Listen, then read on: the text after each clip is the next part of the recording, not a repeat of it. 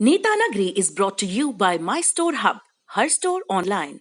Cooker की अगली सीटी से पहले ना ये ढाबा ऑनलाइन कर देना है।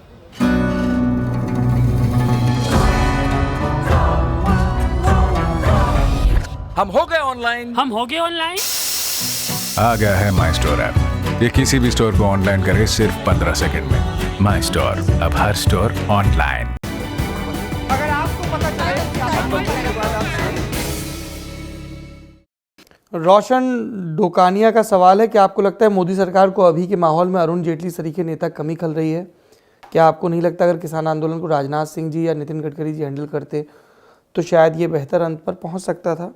ये एक व्याख्या है और दिलचस्प व्याख्या है।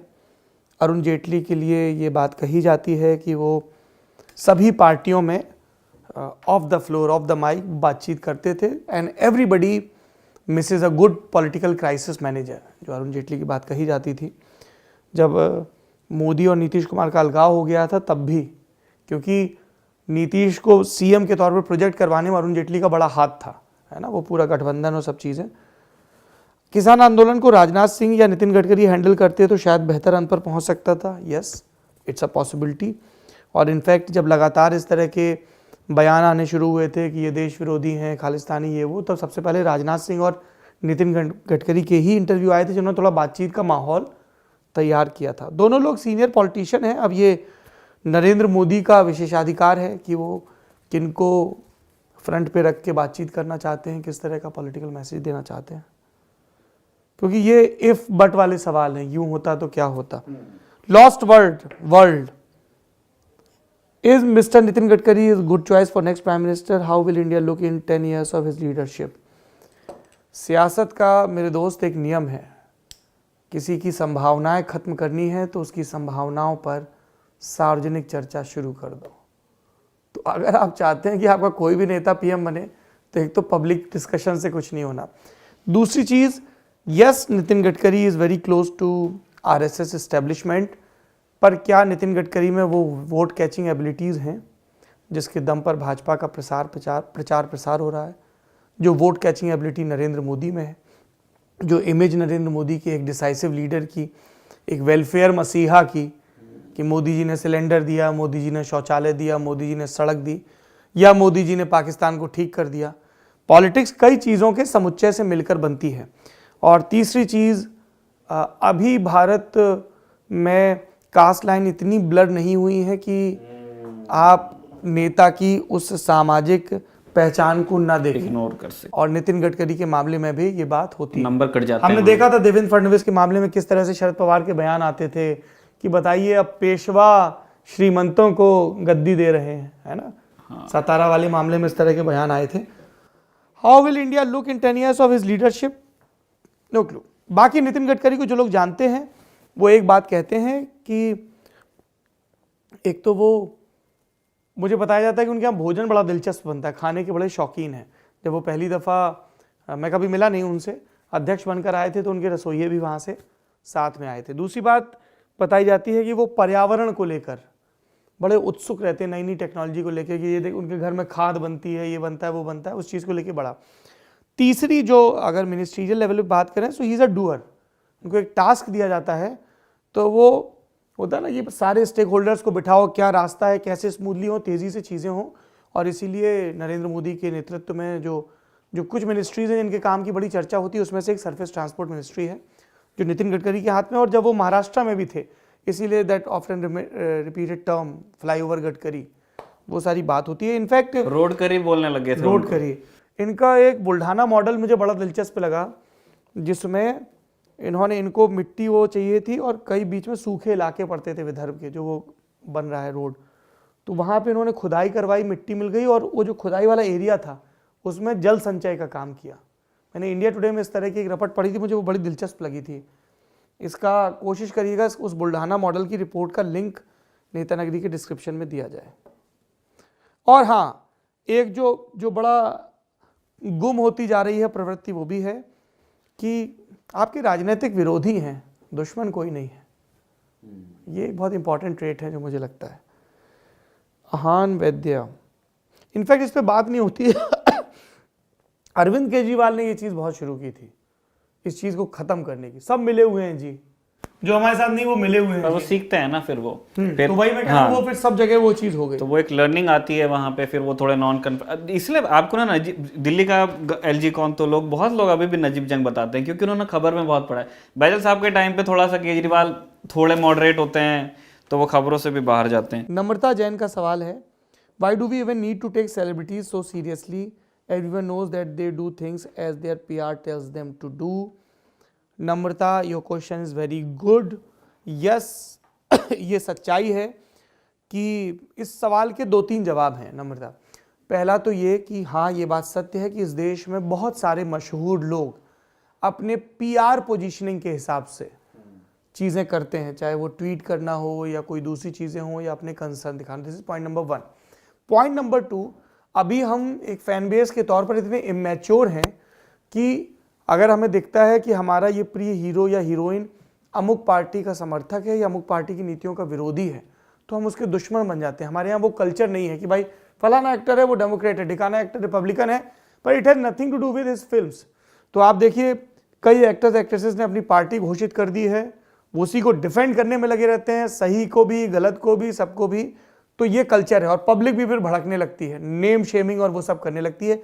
इसलिए जब हम बोलते हैं ना, इस पे अमिताभ बच्चन क्यों नहीं बोलते, इस पे शाहरुख खान क्यों नहीं बोलते, इस पे फलानी क्यों नहीं बोलते, इस पे ढिकानी क्यों नहीं बोलते, ये एक चीज़ है। अब जैसे सचिन तेंदुलकर है, इस पे बहुत लोगों ने बहुत सारी बातें कही। सचिन तेंदुलकर ने बोला, ठीक है, इंडिया अगेंस्ट प्रोपेगेंडा पे। अब बहुत सारे लोग कहेंगे साहब ये केंद्र के दबाव में बोल दिया, कांग्रेस के समय में भारत रत्न मिला, फिर अब इनका समय है तो इनके में बोल दिया, पहले क्यों नहीं बोले थे। अब कल को सचिन तेंदुलकर ये कहें भाई मेरा जब दिल किया मैंने बोला, फेयर एनफ है ना, जैसे ग्रेटा ने बोला, रेहाना ने बोला। तो मैं यही कह रहा हूं ना कि हमने अपने सेलिब्रिटीज को, मैं रत्ना पाठक शाह जी से बात कर, वो बोले कि यार ये बड़ा मुश्किल हो गया है, आप खाना खा रहे हो परिवार के साथ, नहीं हम तो खींचेंगे photo. So this is how we deal with our so called celebrities. ये पॉइंट नंबर 2 है।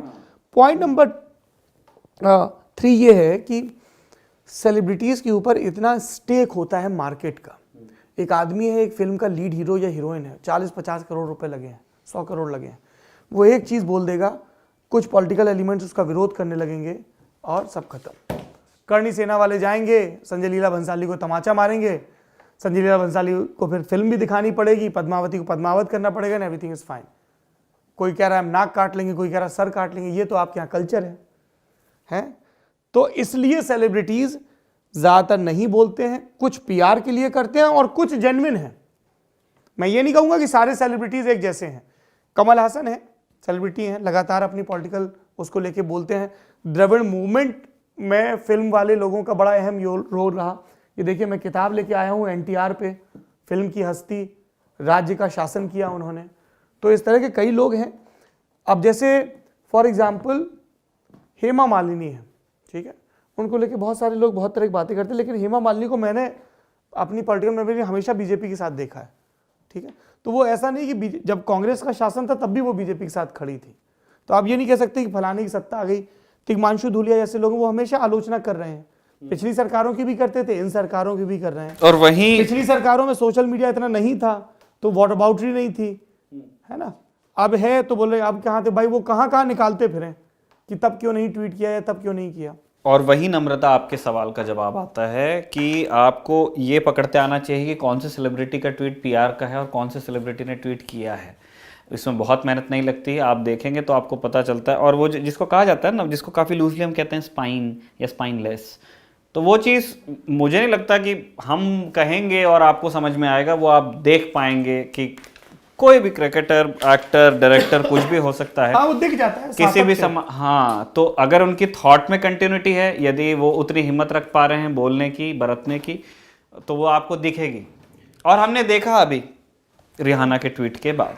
शिवम सिंह राजपूत का सवाल है, what are your views on marijuana होता है या जे साइलेंट होता है, मारिजुआना होता है, and similar psychotropic substances that are being decriminalised all over the world and being recognise for the benefit of consuming such substances. जहाँ तक मुझे अपनी सीमित जानकारी है, ये राजीव गांधी के दौर में, रोनाल्ड रीगन का शायद प्रशासन था, तो बड़ा ड्रग के खिलाफ कार्रवाई होगी, ड्रग के खिलाफ कार्रवाई, तो हम लोगों के यहाँ गांजे पर बैन लग गया।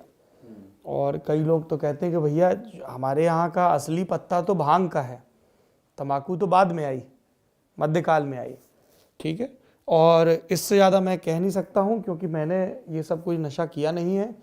इस पे विद्वानों की राय ली जानी चाहिए, डॉक्टरों की राय। लेकिन एक बात मैं ज़रूर कहूँगा, जो मुझे डॉक्टरों ने और पुलिस अधिकारियों ने बताई कि जब आप इस तरह की ड्रग्स जो हैं, जो नेचुरल ड्रग्स हैं, है ना, जैसे भांग तो बिकती है, गांजा नहीं बिकता है, गैर कानूनी है, जब आप इस पर प्रतिबंध लगा कर रखते हैं, भारत समेत कई देशों में पिछले कुछ दशकों से है, तब मार्केट में अवैध ढंग से जो माल आता है उसमें इम्प्योरिटीज बहुत ज़्यादा होती है, करेक्ट है ना।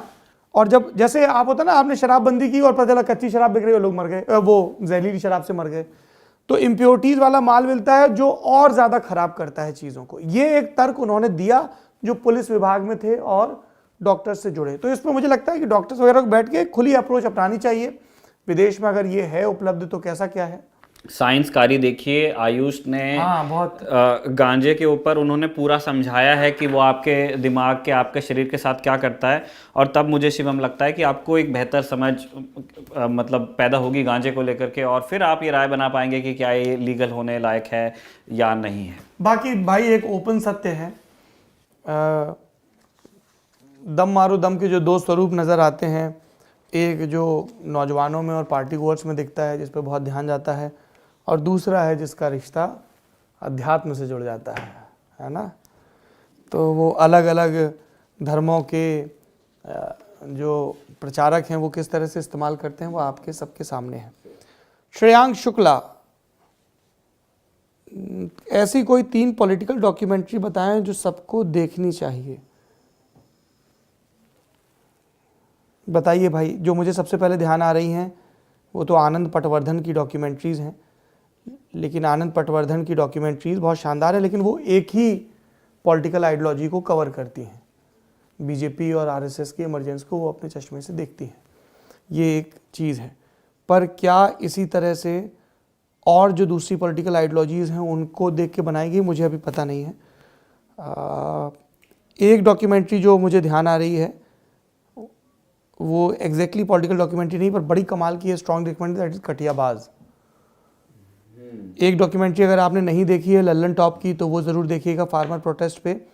और लल्लन टॉप ने जैसा प्रॉमिस किया था आपको, हर महीने एक डॉक्यूमेंट्री रिलीज़ होगी। हमने कच्छ के रन पर एक डॉक्यूमेंट्री शूट की है, मेरा जो गृह जनपद है वहाँ जाके बीहड़ पे एक डॉक्यूमेंट्री शूट की है। तो ये सब होंगे। आप कोई पॉलिटिकल डॉक्यूमेंट्री सजेस्ट कर सकते हैं? नहीं, मैं तो फिल्में ही देख लेता हूँ। कुछ पॉलिटिकल फिल्में ज़रूर बता सकता हूँ मैं। जैसे अभी जो मुझे इमीडिएटली फिल्म एक ध्यान आ रही है वो है आइट्स ऑफ मार्च। ये फिल्म आप देखिएगा।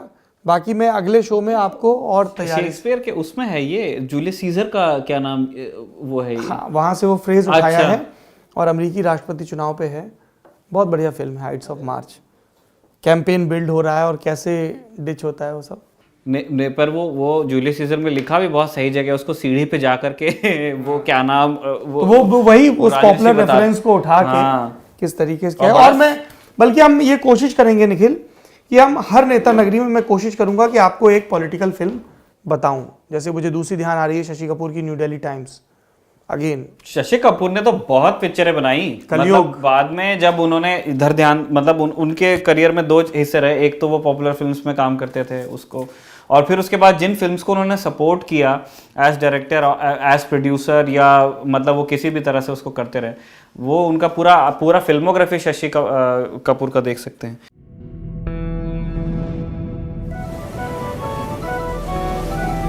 हम तो कोई ज़माने में इस नमक की वजह से गांव छोड़ के भागने वाले, तो ये तो पता नहीं था कि ये इतना पॉपुलर होगा कि दुनिया यहाँ आएगी। इस वक्त दी लल्लन टॉप पहुंचा हुआ है रन ऑफ कच्छ।